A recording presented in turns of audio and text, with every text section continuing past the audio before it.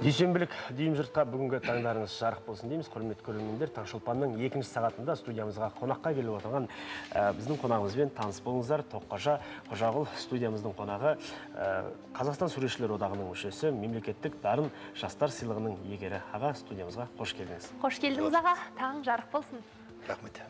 Жалпы әрбір мамандықта таңдаудың бір үлкен сыры болады. Мына жерде қарап отырсақ, ана өзіңіздің жас кезіңіздегі суретіңіздің портретіңізді көріп отырмыз. Автопортретіңізді көріп Суретшілікті өте ерте бастаған сияқтысыз ба?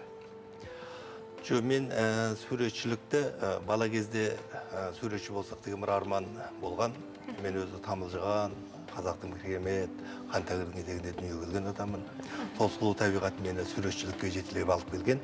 Бала кезде суретші болсам деген арман, сол 79 жылы Абай атындағы Қазақтың педагогикалық университетіне оқуға түскем. Мен сол оқуға түскенден бастап менің кәсіби шеберлікке үйрену, өнерге құлшына басу сияқты дүниелер осы кезден басталды. Студенттік шағыңыздан басталды? Иә, сол студенттік кезден басталды, жұмыс істеу кезі. Студент кезде жүрген кезде 79 жылы менің әкем дүниеден озды. Міне сол кезде екінші курста оқып жүрген кезінде мен әкемнің портретін салдым. Естелік қазір ол менде сақталған. Одан кейінгі үшінші курс оқып жүргенде бізде портрет жанрына бет бұрады екінші, үшінші курстарда. Міне сол екінші, үшінші курстар салып жүргенде мен анамның портретін жасадым. Осы анамның портреті менің жолымды ашса деп болады. Сол кездегі республикалық бүкілодақтық көрмелерге қатысып, кезінде Мәскеу көркем сурет дирекциясы сол жұмыс сатып алды. Мен осы кезден бастап мына суретке ден қойдым. Ал сол суретті араға біраз жылдар салып көрген кезіңіз болды ма? Оны үш жерден де көруге болады. Мысалы, менің студент кездегі салған мынау автопортретім. Мұндағы сол жас кездегі... Мынау автопортреттердің қайсысы ең ерте? Ерте салынған, мынау менің студент кездегі акварель бояумен салған жұмыстарым. Міне осы жұмыстарды салған кезде мен әр кездегі уақыттағы өзімнің автопортреттерін жазып отырдым. Аға, мен сізге тағы бір сұрақ қойсам, мына жерде суретіңізде кішкене Асанәлі, мына сурет емес, мына сурет қой деме, Асанәлі Әшімовке ұқсап кетіпсіз. Жалпы Асанәлі Әшімовте мен де екеуміз қазақтың баласымыз. Сонан кейін шығыс халықтарында, оның ішінде қазақ халқында мынау сақал мұрт қою келгенде, бұл өзімізге тән ерекшелігі бар. Сондықтан бұл жерде ол кісімен екеуміздің осы мұрт сақал қосқанымыз ұқсастық шығар. Бәрекелді аға. Аға, өзіңіздің жеке көрмелеріңізді ұйымдастырып тұрасыз ба? Қаншалықты жиі ұйымдастырып тұрасыз? Көрмелерді жиі ұйымдастырып тұрған жоқпыз. Бірақ республикалық болсын, халықаралық болсын көрмелерге міндетті түрде қатысып отырамын.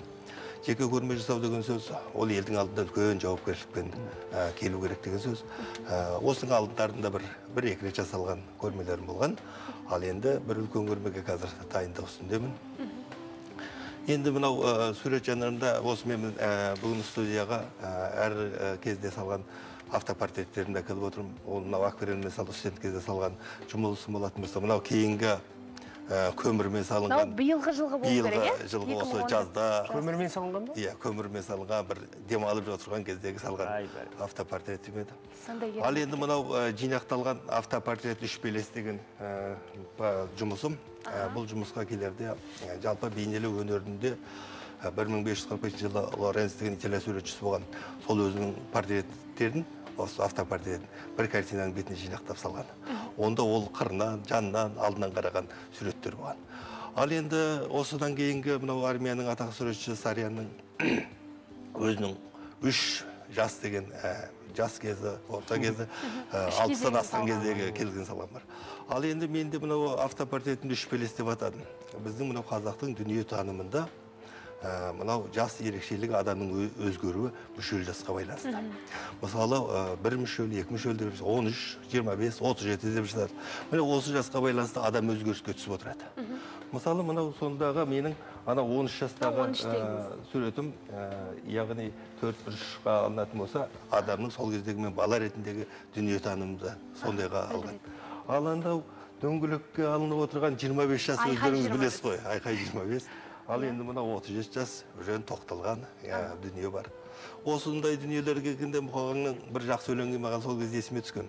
Сонда Мұқаңдан мынандай өлең жыр бар. Көңілді көптен беріп ем, өмірді көктем көріп ем дейді. Енді түсініп келем, өткенде өткелдеріне дейді. Міне сондай дүниеден мынадай мұқаң поэзиясымен байланысқандай, сонымен мынау бұрынғы сурет өнеріндегі автопортрет салған адамдардың үлесін байланыстырғандай қылып, осы автопортрет өмір айналымы немесе шүпелестігін картина дүние. Бәрекелді аға. Мынау көбінесе автопортрет салатын көрінесіз. Ол өзіңізді салу оңайырақ болғандықтан ба, жоқ әлде сондай бір ұстанымыңыз бар ма? Өзгені салған оңай ма, өзіңізді салған оңай ма? Автопортрет бұл адамның өзіне өңілу, өзін тану, ол өзге. Ішкі жан дүниесін. Сен анау өзіңді біліп, өзіңді тани білген сайын, сыртқа басқаға шыға бастайды. Бұл портрет, мен автопортрет, бұл менің өзімді де бір зерттеп қарап жүрген дүнием. Ал енді портрет жанры деген бұл өте қызықты, қиын жанр. Мына дүниеде қанша өмір сүріп жатқан адамдар болатын болса, осылар бір-біріне ұқсамайды. Егіздердің өзінің де ішкі дүниесі сырт келбеті сәйкес келгенмен, ішкі дүниесі ұқсас келмей жататын болады. Міне сол кездерде мен осы өзімнің автопортреттермен бірге көптеген адамдардың, яғни дүниеден озып кеткен бұрынғы ұлы тұлғалар болсын, бүгінгі күнде өзімізбен араласып жүрген адамдар болсын, осының бәрінің портреттерін жазып отырмын. Тек қана портрет емес, сонымен бірге мынау пейзаж жанрында көп фигуралы композиция болсын, жанрлы композиция болсын, олармен де жұмыс істеймін. Бірақ негізгі осы көбірек айналысып отыратын жанрым осы портрет жанры. Аға, бір ретте шетелде болған едік, қай мемлекет екенін айтпай қояйық, бірақ жалпы шетелдерде осы портрет жанры өте қымбат бағаланады. Мысалға, мына еңбектің өзі біраз уақытты алғаны белгілі. Мысалы, салудың өзі қанша уақыт кетеді, қаншама еңбек кетеді. Енді осы сурет қаншалықты сіздерде бағаланады ел арасында. Бағасы қанша тұрады? Кезінде кеңес дәуірінде ол бір тапсырыстар беріп, кезінде суретшілер оны тапсырыс беріп, сол арқылы суреттер салынып отырады. Сол кездегі өкімет басшылары салынып отыратын, көсемдер салынып отыратын. Ал енді бүгінгі күнде еліміз егемендік алғаннан кейін, қазіргі дүние жүзінің көп елмен аралас болғаннан кейін, алғаш Франциядан біздің егемендік алғанда келген кезде осында жатқан кейбір осы біз осы бағаланбайды деген жұмыстардың өзін бағалап алып жатқанда керемет бір құндылықтар пайда болды. Қазір суреттің бағалануы өте жақсы. Өйткені өнердің өшпейтінін, бұл қайталанып отыратын керемет дүние емес, бұл жеке адамдармен келетін, оны таланттар тудыратын дүние. Ғасырда бір рет. Егер мынау Ресей мемлекетіне қарайтын болсаңыздар, олардың анау Эрмитаж болсын, музейлерінің мұражайларын қарайтын болатын болсаңыз, солардың бәрінде керемет үлкен дүниелер. Олар өте құнды дүниелер. Кезінде немістермен шайқас болғанда көптеген картиналарды алып кетіп, құнды болғаннан кейін алып кетіп жатыр. Соны қайтадан алып келіп, өздеріне қойды. Жақсы. Ағамна, өнерге бір табан жақын жүрген азаматсыз ғой. Бүгін біз көрермендерімізге сауал жасырған болатынбыз. Театрға барып тұрасыз ба деген. Осы сауалды сізге де қойсақ. Театрға барып тұрғанда осы жиі барып тұрмын деп айта алмаймын. Бұрынырақта кураторлар болып жұмыс істеп жүргенде, мен педагогикалық университетте жұмыс істегеннен кейін студенттерді алып әуезов театры болсын, мынау балалар театрына барып отырдым. Ал бірақ мен өзім мына Өмірзаяға, жаңағы Бәкей қыз, Ымырттағы махаббат, оған баруыма себеп болған мынау біздің бір студент Асан Рашимовті образын жасап, суретін жасадым деді. Сол жалаң дүние болды. Бұл енді бір орыс қызы еді. Ал енді сол анау барып театрда ол кісіні түсіне алмаған, анау образын, анерге образға кіргендегі оның терең бойлай алмау, яғни сыртқы ұқсастыққа ғана беріліп кеткен. Ал портрет жанрының сыртқы ұқсастыққа беріліп, ішкі дүниесін аша алмаса, ол нақты көркем өнер портреті болып есептелінбейді. Ал егер сыртқы ұқсастықты сақтамай, ішке кететінбіз, ол тағы да портрет болмайды. Ал егер сыртқа ұқсастық болатын болса, онда фото суреттен қандай айырмашылығы бар. Міне осы кезде сондай образдар ашылмай қалатын дүниелер болады. Сондықтан Аға, жаңа айттыңыз өзіңіздің шәкіртіңіз үшін сол театрға баруға мәжбүр болдым деп. Жалпы шәкірттеріңіздің ізденістері қалай? Кезінде мынау егемендік алған кезде, бір өте қиын жағдай болған кезде, бейнелеу өнеріне бізге де кішкене қиыншылықтар туды. Тоқырау заманы болды. Өйткені ештеңке жоқ, мынау материалдың бәрін студенттер өздері сатып алады. Әйтеуір қолда не бар, сонымен салынатын болды. Ал қазір енді Құдайға шүкір деп айтайық, қазір барлық дүние бар.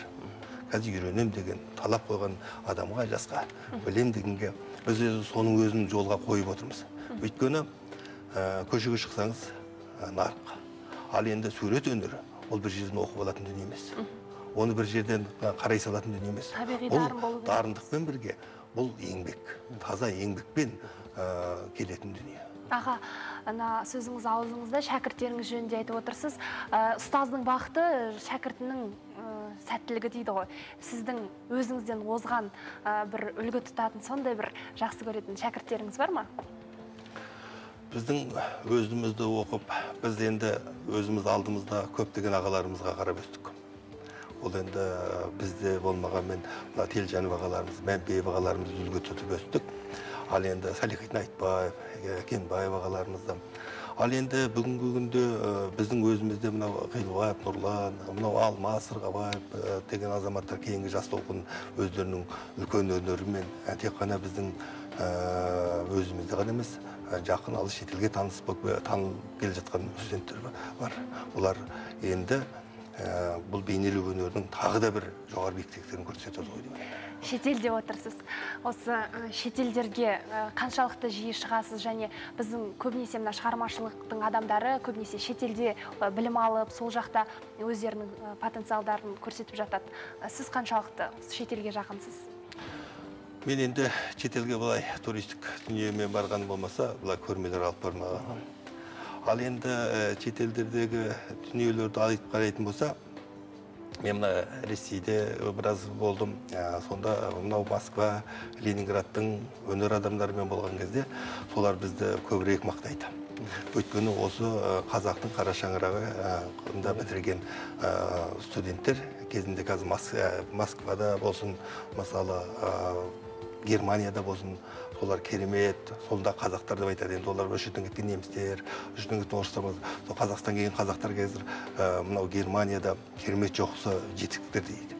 Яғни сол жердегі бүткіл өнердің бәрін басқарып отырған осы біздің өзіміздің көркемсурет графика факультетін бітірген, мысалы Шредер, Кнах дегендер болатын болсын, Белов, бүткіл Москваны қазір бүткіл Парижді мойындатып отырған сол суретші. Осы біздің өзіміздің көркемсурет факультетінде бітіргендер. Аға, біздің уақытымыз тәмамдалып қалған сияқты. Жалпы өзіңіздің бүкіл қазақ жұртшылығына, қазақ еліне айтар таңғы тілегіңіз. Мынау көптен бері ойда жүретін бір ой болады. Мынау енді ата-бабамыздың селде яққан қанымен, аналарымыздың көлде яққан жасымен келген мынау егемендігіміз баянды болсын дейді. Ай, бәрекелді. Рахмет. Құрметті көрермендер, студиямызға қонақ болып келіп ашық әңгімесімен алғысымызды алып отырған Тоққожа Қожағұл ағамыз, суретші, дарын жастар сыйлығының иегері, Абай атындағы Қазақ ұлттық педагогикалық университетінің профессоры аға студиямызға келіп келемет сұхбат бергеніңізге алғыс айтамыз. Біздің уақытымыз осымен тәмамдалған сияқты. Құрметті көрермендер, осы ретте екінші сағатымыздың ұйқашар сауалын қорытындылай кетсек,